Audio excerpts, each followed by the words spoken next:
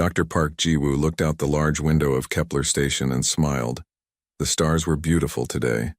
He had been working on this space station for 3 years now, studying strange matter that could help humanity travel faster between the stars. His wife and 2 children lived here with him, along with 12,000 other people who called this place home. The station was huge, with living areas, schools, shops, and laboratories all connected by long metal corridors. Children played in the parks while their parents worked. It was a peaceful place where humans could learn and grow together, far from Earth but close in spirit. Park walked to his laboratory where his team was working on their latest discovery. They had found a new type of energy that could power ships for months without stopping. The Galactic Council would be very interested in this. Humanity had only joined the galactic community 20 years ago, and they were still trying to prove they belonged among the stars. "Dr. Park, come look at this," called his assistant, Dr. Lee Min-ho. "The energy readings are incredible. This could change everything." Park moved closer to examine the data on the screen. The numbers were amazing. This discovery could help humanity explore parts of the galaxy they had never seen before. He was about to call his wife to share the good news when alarms started, ringing throughout the station. Red lights flashed in every corridor. The station's communication system came alive with urgent messages. "All residents report to safe zones immediately. This is not a drill. Unknown ships approaching at high speed." Park's heart began racing. He grabbed his emergency communicator and called his wife. "Yejin, where are you? Take the children to the safe zone now." "We're already moving," his wife replied, her voice scared but calm. "Ji-woo, what's happening?"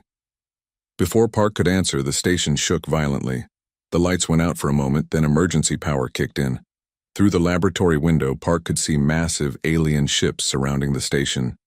They were dark and covered with weapons. He had never seen ships like these before.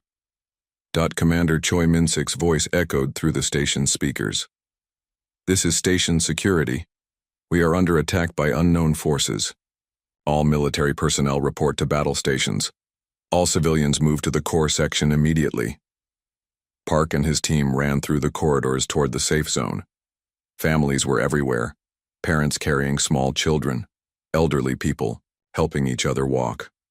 Everyone was scared but trying to stay calm. The station shook again and again as the alien ships fired their weapons. In the command center, Commander Choi watched the attack with growing horror. The alien ships were not trying to capture the station. They were trying to destroy it completely along with everyone inside. His small defense force was no match for the attackers. "Sir, we're receiving a message from the attacking fleet," reported Lieutenant Kim So-young.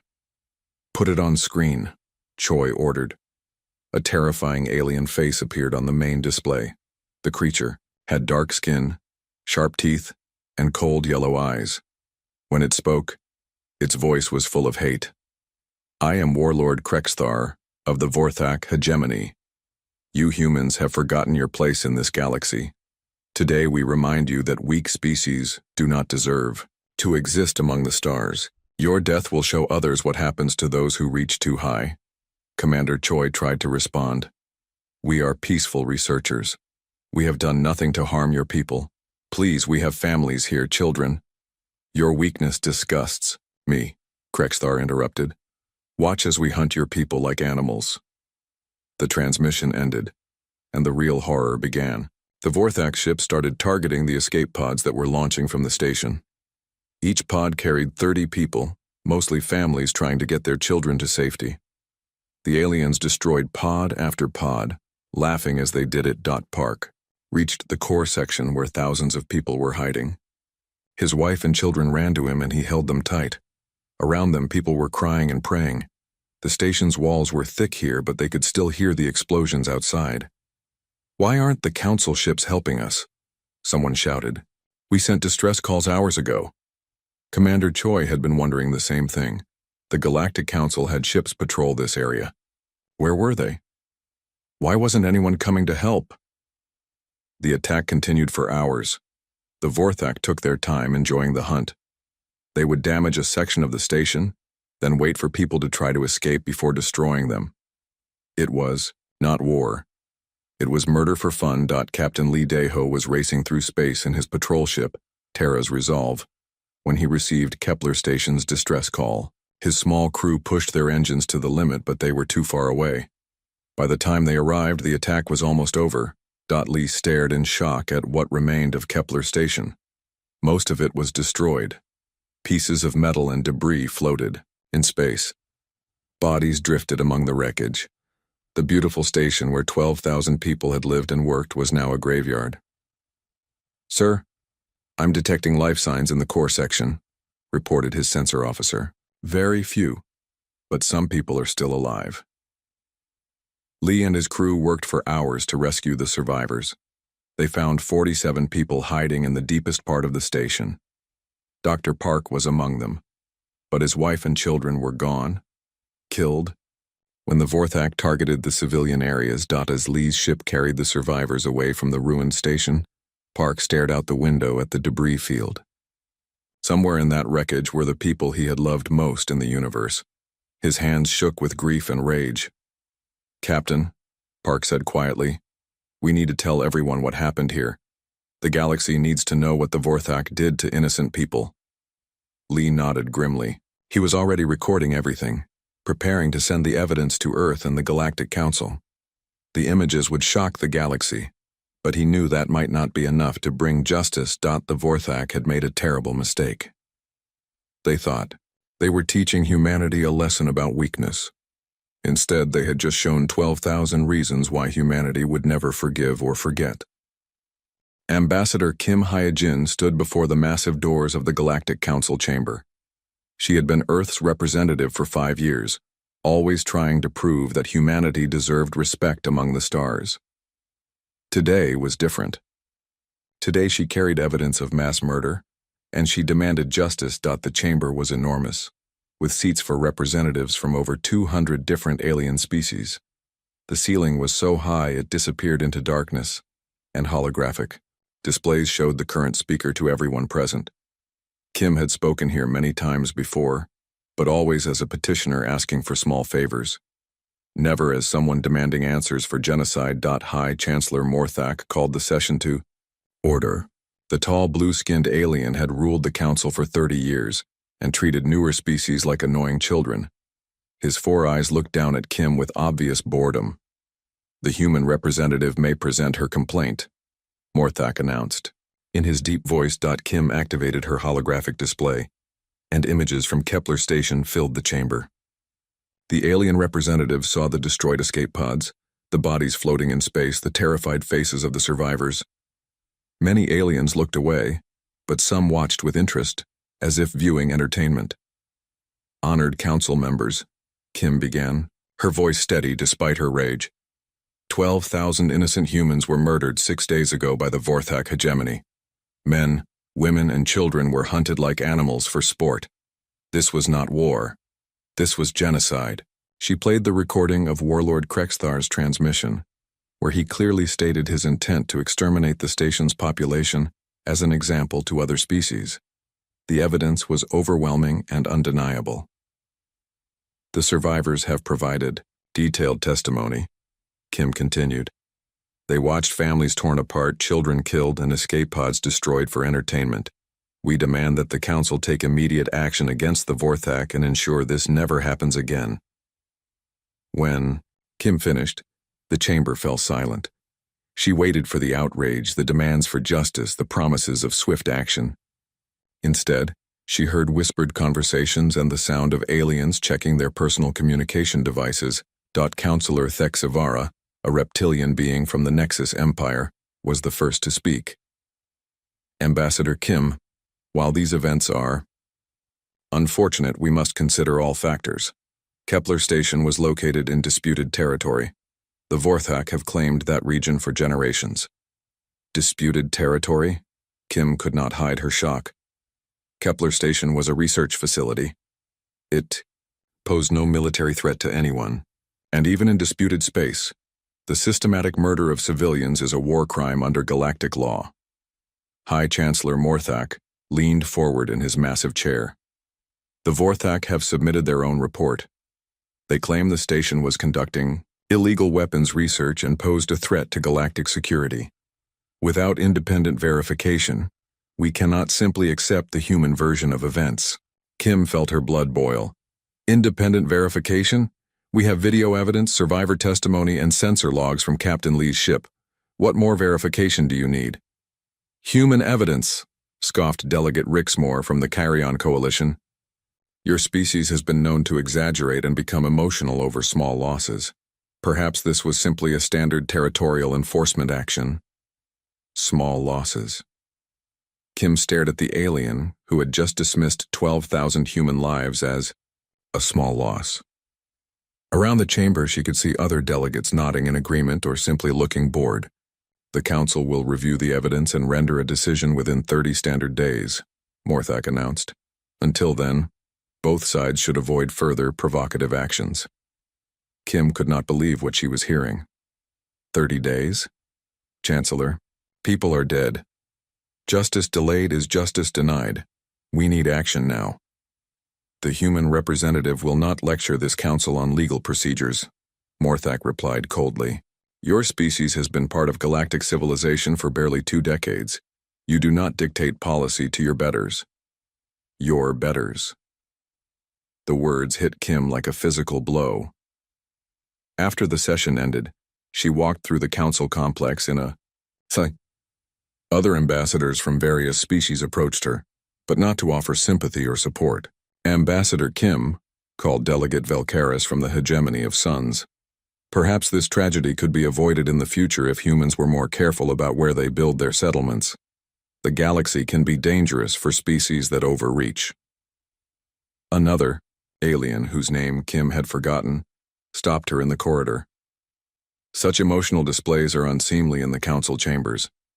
Your species should learn to accept losses with more dignity. By the time Kim returned to her quarters, she was shaking with rage and disbelief. She immediately opened a secure communication channel to Earth and President Yoon Jae-sung. Mr. President, she said when his face appeared on her screen, they're not going to do anything. The Council considers the massacre a minor territorial dispute. They called our evidence unreliable and our losses insignificant. President Yoon's face darkened. Behind him, Kim could see Admiral Kang So-young and other military leaders. What exactly did they say? Kim repeated the Council's response, including the dismissive comments about human weakness and overreach. She watched the President's expression change from sadness to cold anger. Recall all human personnel from Council facilities immediately, President Yoon ordered. If they won't give us justice through their system, we'll find another way. After ending the communication, Kim sat alone in her quarters and cried for the first time since becoming an ambassador. She cried for the families killed at Kepler Station, for the children who would never grow up, for the dreams destroyed by alien cruelty. But most of all, she cried because she finally understood humanity's real position in the galactic community. Meanwhile, on Earth, President Yoon addressed the planet's leaders in an emergency session. Admiral Kang presented military options while other advisors discussed economic and diplomatic responses. The debate continued for hours, but the conclusion was inevitable. The galaxy has shown us exactly what they think of human life, President Yoon said finally. They believe we are weak, emotional, and unworthy of justice. Perhaps it's time we showed them they were wrong about at least one of those things. Admiral Kang smiled grimly. Sir, with your permission, I'd like to activate some projects we've been keeping quiet. The Council assumes they know everything about human military capability. They're about to learn otherwise. In the weeks that followed, strange things began happening throughout human space. Ships disappeared from public records, scientists vanished from their universities, and entire research facilities went dark. The few aliens who paid attention assumed humanity was simply withdrawing in shame and fear. They had no idea that humanity was preparing for war. Back on the Council station, Kim performed her duties as ambassador while secretly gathering intelligence about alien military capabilities and political weaknesses. She attended diplomatic parties and smiled at the beings who had dismissed her people's murder as insignificant. She remembered Dr. Park's children, who would never play in station parks again. She thought about the families torn apart by alien cruelty while their killers faced no consequences. And she prepared for the day when humanity would show the galaxy what happened to those who mistook mercy for weakness. The council had made their choice. Soon, humanity would show them the consequences. Deep beneath the mountains of Earth, Dr. Bayek Namjoon walked through corridors that did not officially exist. The facility was called Research Station Alpha in government documents, but everyone who worked there called it the workshop. For 15 years, humanity's brightest minds had been preparing for the day when peaceful diplomacy would fail. That day had finally come. Dr. Beck, the president is ready for the briefing, announced his assistant, Dr. Song Mira. She had been working on weapons design since graduating from university, always knowing this moment would arrive. Bayek entered the secure conference room where President Yoon waited with Admiral Kang and the military leadership. Holographic displays surrounded the table, showing ship designs, weapon schematics, and strategic plans that would shock the galactic community. Gentlemen, Beck began, for the past 2 decades, the galaxy has assumed that humanity is technologically inferior. They believe our ships are slow, our weapons are weak, and our knowledge is limited. They encourage this belief by sharing only basic technology while keeping advanced systems to themselves. He activated the first display, showing a sleek ship, unlike anything in the known galaxy. They were wrong. While they shared scraps with us, we developed our own solutions. This is the Phantom-class destroyer, equipped with what we call fold space drives. Admiral Kang leaned forward with interest. How does it work, Doctor? Every alien species uses the hyperspace lanes, Beck explained.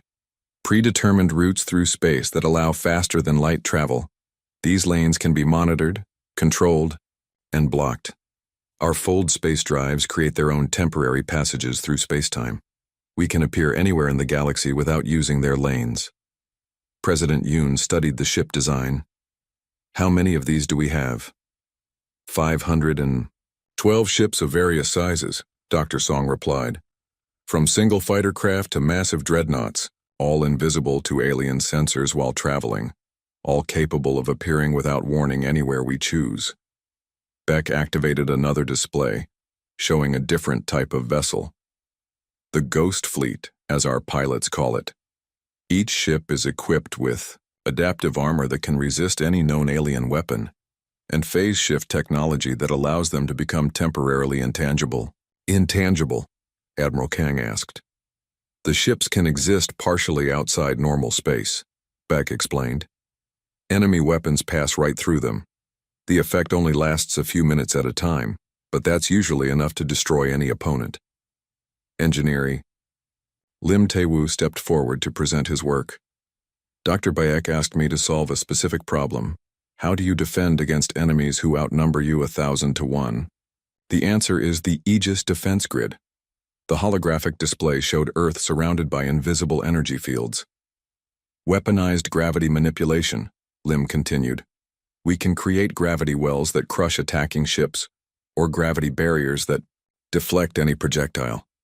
The entire system is powered by quantum resonance collectors that draw energy from black holes.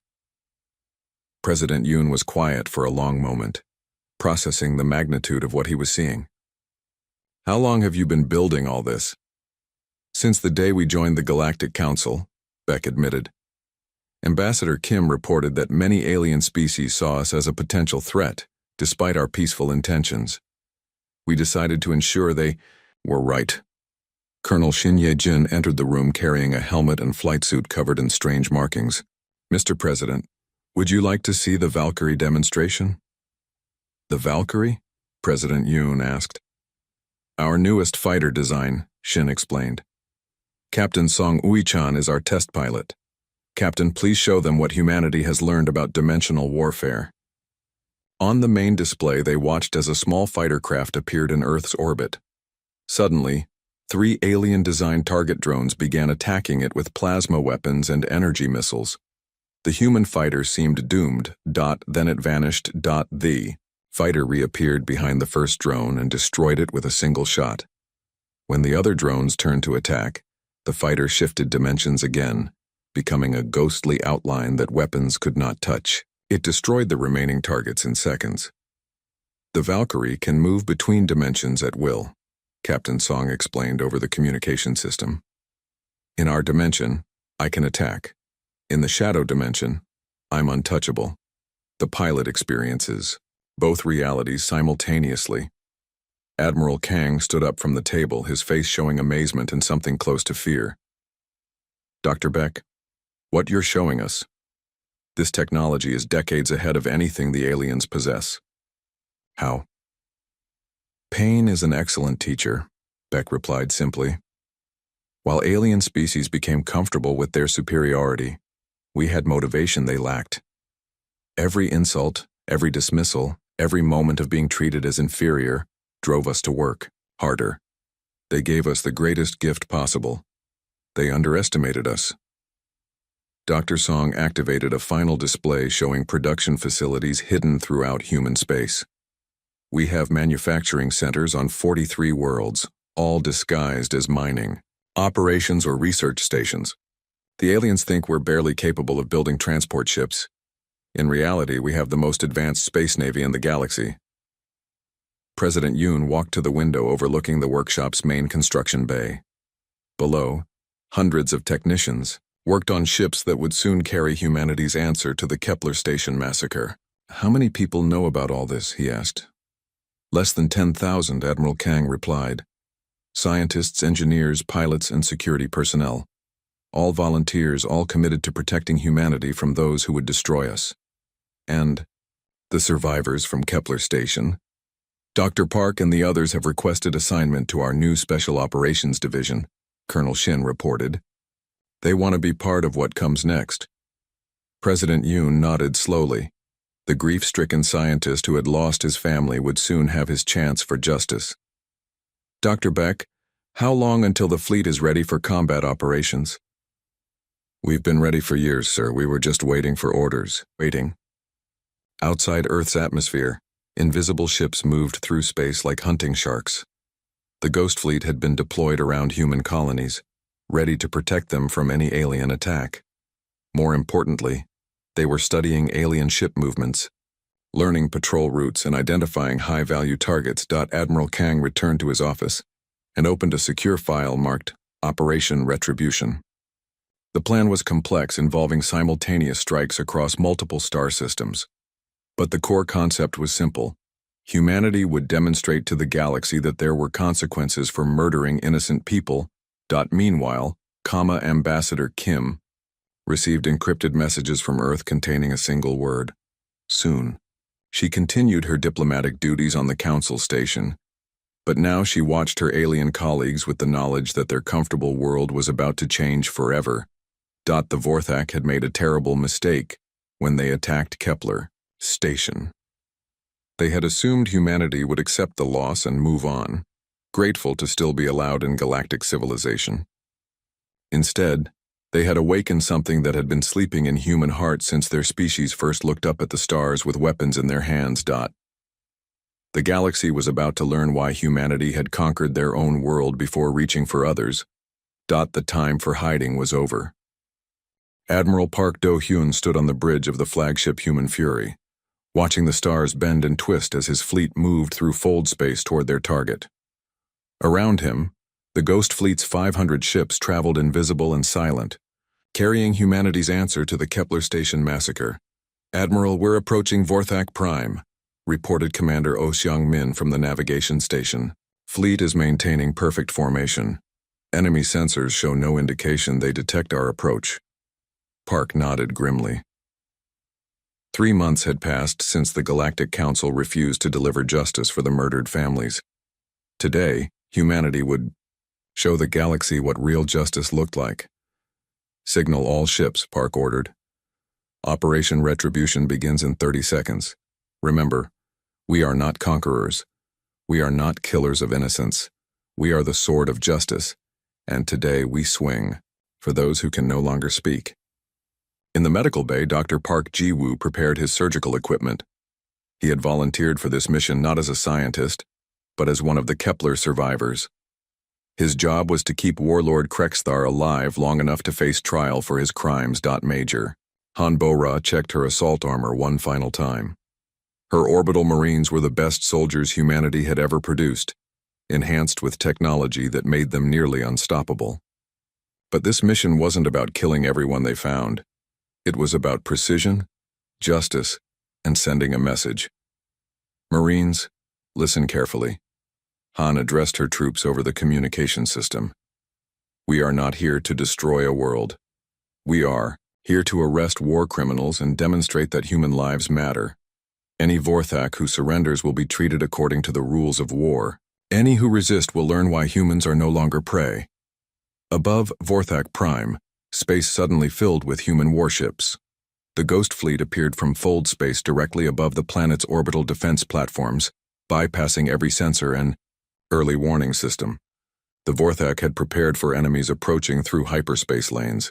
They never imagined ships could simply appear from nowhere. All orbital defenses destroyed, reported Commander O. Enemy fleet is scrambling to respond, but our jamming systems have cut their communications. They can't coordinate a response. The Vorthak defense fleet was impressive by galactic standards. 200 ships armed with plasma cannons and quantum torpedoes crewed by warriors who had terrorized the galaxy for centuries. Against humanity's new technology, they might as well have been throwing stones at armored vehicles. Human ships phase shifted through space, becoming untouchable ghosts that struck without warning. Vorthak weapons passed harmlessly through ships that existed partially in another dimension. When the human vessels returned to normal space to attack, their adaptive weapons cut through alien armor like paper. Sir, the planetary government is trying to surrender, reported the communications officer. Tell them we're not interested in their surrender, Park replied. We want Warlord Krexthar and his senior officers. They can surrender those criminals, or we'll come down and take them. Major Han led the first orbital assault in human history. Her transport ships descended through the planet's atmosphere while Vorthak ground defenses fired desperately at targets they couldn't hit. The human assault craft were equipped with the same phase shift technology as the warships, making them impossible to destroy during their descent. The Marines landed in the capital city and immediately advanced toward the government complex where their targets were hiding. Their powered armor made them look like walking tanks, but they moved with the speed and precision of dancers. Vorthak soldiers fired their weapons at the advancing humans, watching in horror as their most powerful guns couldn't even scratch the armor. This is Major Han of the Human Special Forces, she announced over the city's communication system, speaking in perfect Vorthak language. We are here for specific individuals who committed crimes against humanity. All civilians should remain in their homes. Any military personnel who wish to surrender will be treated with honor. The message was clear. Humanity wasn't here to conquer or destroy. They were here for justice. In his underground bunker, Warlord Krexthar watched his defenses crumble with growing panic. The humans were supposed to be weak. Their ships were supposed to be slow and vulnerable.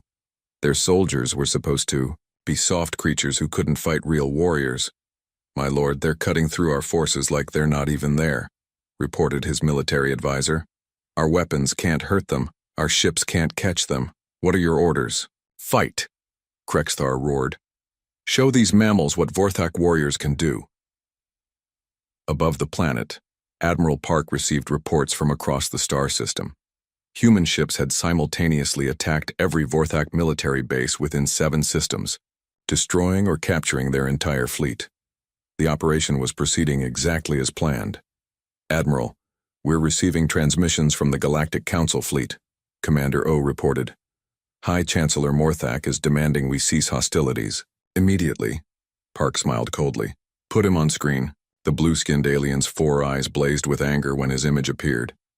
Admiral Park, you are in violation of galactic law. Withdraw your forces immediately, or face the consequences. Chancellor, Park replied calmly, we sent you evidence of genocide 3 months ago. You chose to ignore it. We asked for justice and were told to wait. We are done waiting. You cannot take the law into your own hands, Morthak protested. The Council will not tolerate this aggression. The Council's tolerance is no longer required, Park stated. Any ship that interferes with this operation will be considered an enemy of humanity. I suggest you keep your distance. To prove his point, Park ordered his ships to target the Council fleet's engines. Within minutes, every alien vessel was disabled by gravity weapons they couldn't understand or counter. The Council ships floated helplessly in space while humanity's justice continued. On the planet's surface, Major Han's Marines broke through the last defenses around Warlord Krexthar's bunker. The alien warrior tried to fight, but his claws couldn't penetrate human armor while their weapons cut through his guards like they were made of paper. Warlord Krexthar, Han said, as her soldiers restrained the alien who had ordered the Kepler Station massacre. You are under arrest for genocide, war crimes, and crimes against sentient beings. You will be taken to face trial for your actions. You cannot do this, Krexthar screamed. I am protected by galactic law. The Council will never allow this. The Council had their chance to deliver justice, Han replied. They chose politics over justice. We chose differently. Dr. Park Ji-woo examined the captured war criminal with professional detachment. This creature had ordered the deaths of his wife and children, but Park felt no satisfaction in revenge. He felt only the grim necessity of ensuring that justice was finally served. Within 6 hours, Operation Retribution was complete. Every Vorthak military installation was destroyed or captured. Every ship in their fleet was scrap metal floating in space. Warlord Krexthar and his senior officers were in human custody, alive and ready to face trial. More importantly, the galaxy had received an unmistakable message. The species that many aliens considered weak and emotional had just demonstrated military superiority that shocked the known universe. Humanity had evolved from victims to the force that would ensure such atrocities never happened again. As the human fury prepared to depart for Earth with its prisoners, Admiral Park looked back at Vorthak Prime. The planet still existed. Its people still lived, but the galaxy would never again dismiss human demands for justice. The age of alien superiority was ending. The age of human justice had begun. The Galactic Council chambers had never seen anything like it. Emperor Lee Subin walked through the massive doors flanked by Admiral Park Do-hyun and Fleet Admiral Kim Jun-ho, while behind them marched an honor guard of the same Marines who had captured the Vorthak war criminals. The alien representatives watched in stunned silence as humanity's leaders took their place not in the petitioners' area, but on the main floor, where only the most powerful species were allowed to stand. High. Chancellor Morthak's 4 eyes blazed with rage, but there was fear there too. The beings who had once dismissed humans as weak emotional creatures now faced a species that had just demonstrated military superiority beyond anything in galactic history. By what right do you enter this chamber armed and uninvited? Morthak demanded, his deep voice echoing through the hall. Emperor Subin smiled coldly. By the right of strength, Chancellor. The same right you and your allies have used to control this galaxy for centuries. The difference is that we intend to use our power for justice rather than oppression.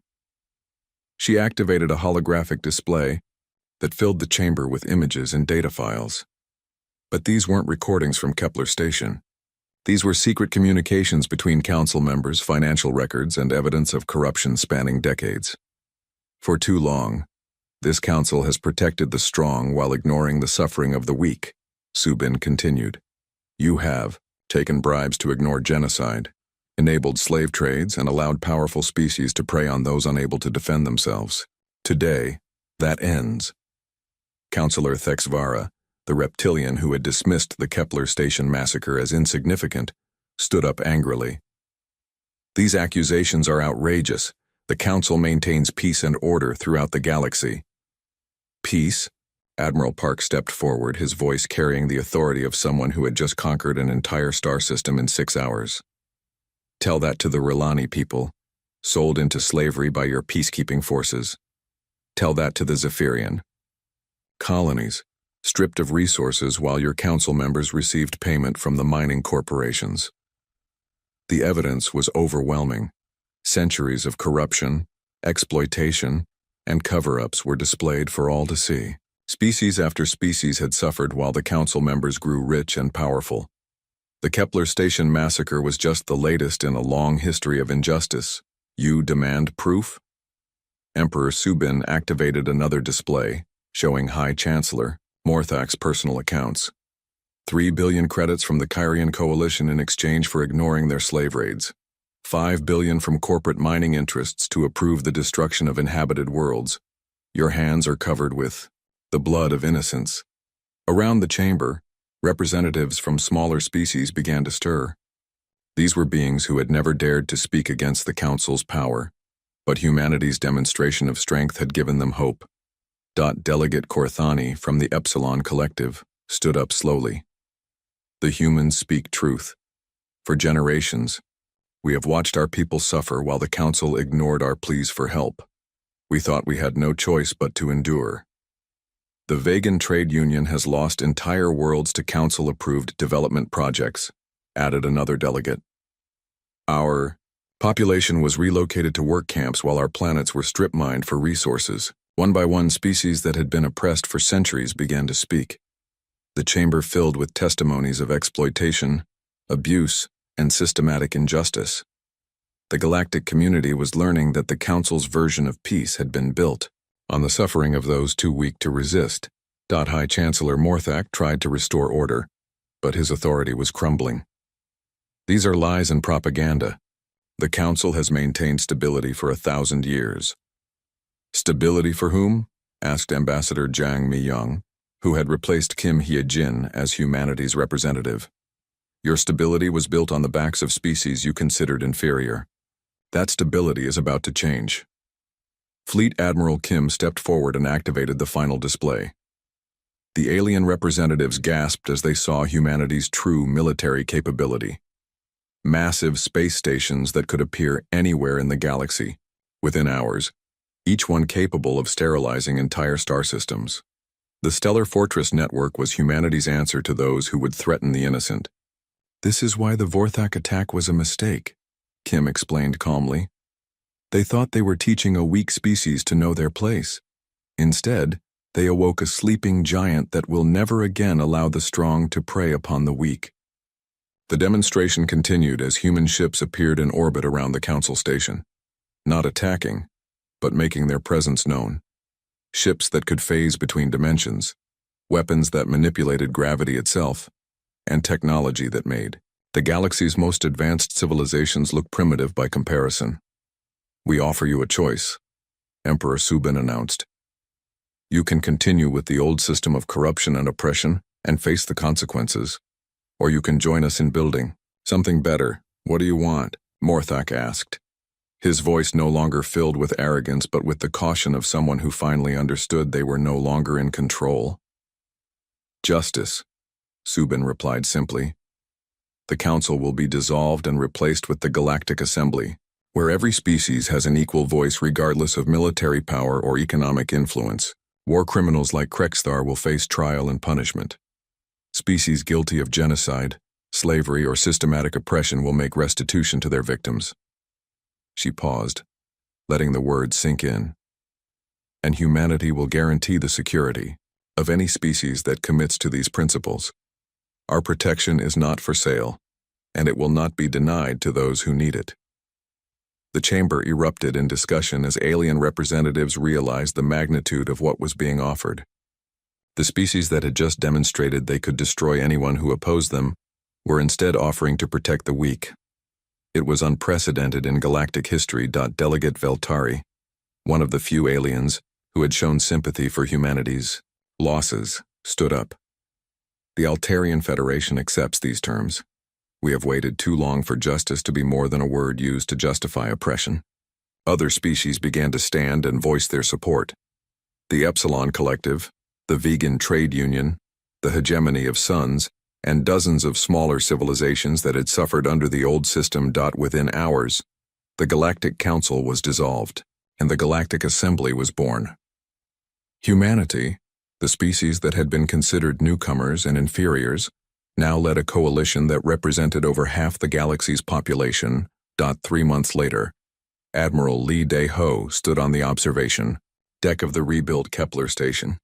The memorial park was beautiful, with holographic images of the 12,000 people who had died there. Their names were written in stone, along with the inscription, "Never again will the innocent suffer, while the powerful watch in silence."